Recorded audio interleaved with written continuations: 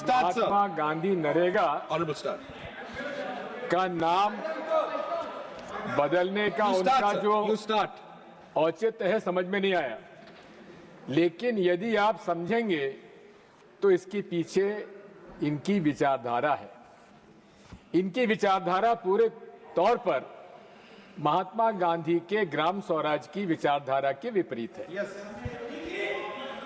और ग्राम स्वराज की कल्पना उन्होंने जो की थी उसको महात्मा गांधी नरेगा के अंतर्गत माननीय सोनिया गांधी जी के प्रस्ताव पर हमारे यूपीए सरकार ने नरेगा हम लोगों ने स्थापित की और उसके माध्यम से डिमांड ड्रिवन जिनको अधिकार दिया, किनको अधिकार दिया?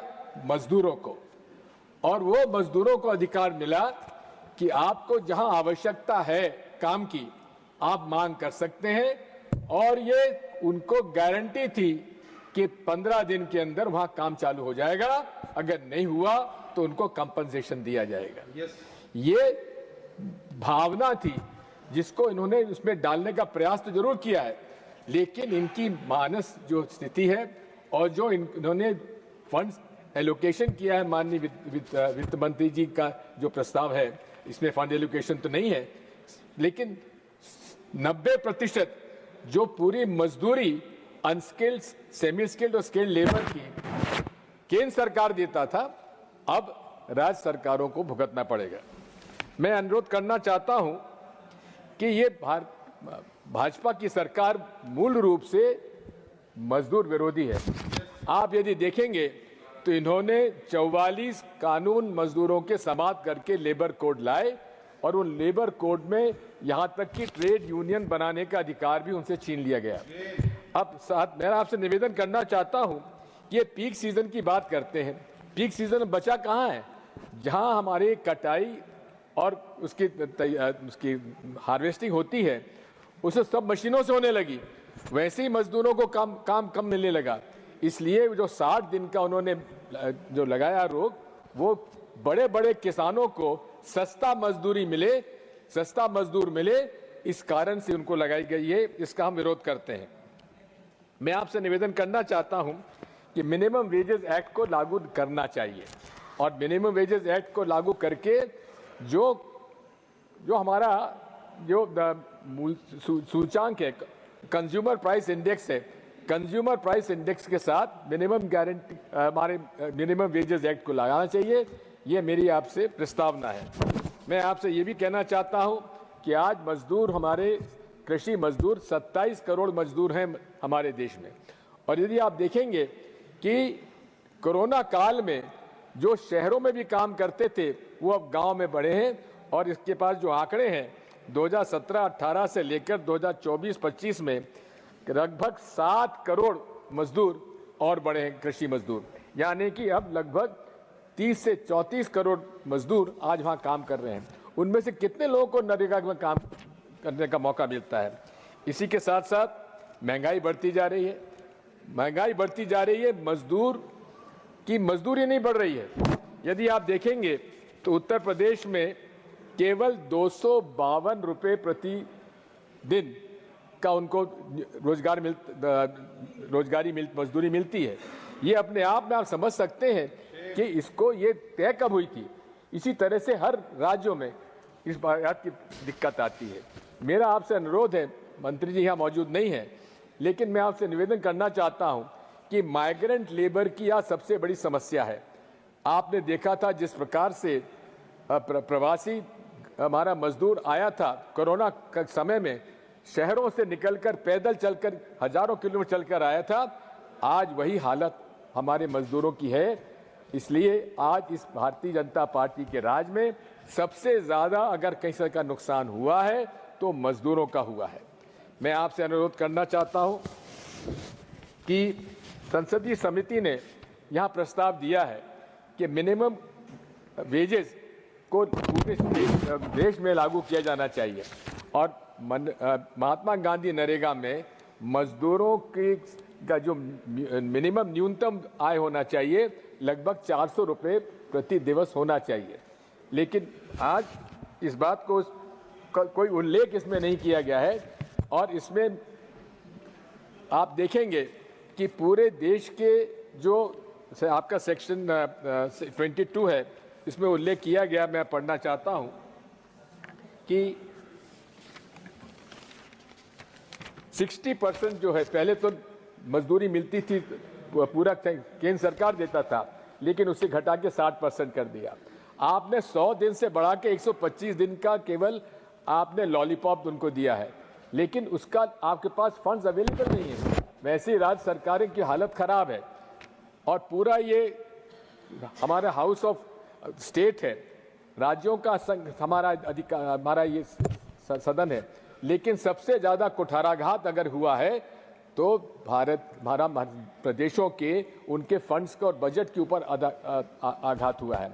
माननीय हमारे शिवराज सिंह जी मुख्यमंत्री रहे इतने दिन वहाँ मध्य प्रदेश में, आज भी यहाँ पर अभी मौजूद नहीं है, लेकिन मैं आपसे कहना चाहता हूँ कि उनको खुद को मुसीबत होने वाली है जब गांव में जब जाएंगे, जब मजदूरों के बीच में जाएंगे, किस मुंह से उनके बीच में जाएंगे। मेरा तो ये आपसे अनुरोध है कि इसमें क्या षड्यंत्र है उनके खिलाफ, जिसकी वजह से उनको पहला बिल जो प्रस्तुत करने का मौका दिया है वो आज मजदूरों के खिलाफ दिया गया है, जिसको पता नहीं कैसे पूरा कर पाएंगे। मैं आपसे अनुरोध करना चाहता हूं कि ग्राम सभा, ये पूरा जो प्लान है, ये टॉप डाउन प्लान बनाया जा रहा है, कन्वर्जेंस करके बनाया जा रहा है। मांग क्या है वहां के गांव के लोग ज्यादा समझेंगे कि दिल्ली में बैठे हुए प्लानिंग कमीशन के, नीति आयोग के लोग मानेंगे। तो जो हमारी मूल भावना थी ग्राम स्वराज की, उसके खिलाफ ये कानून लाया गया है। मैं आपसे अनुरोध करना चाहता हूं कि इसमें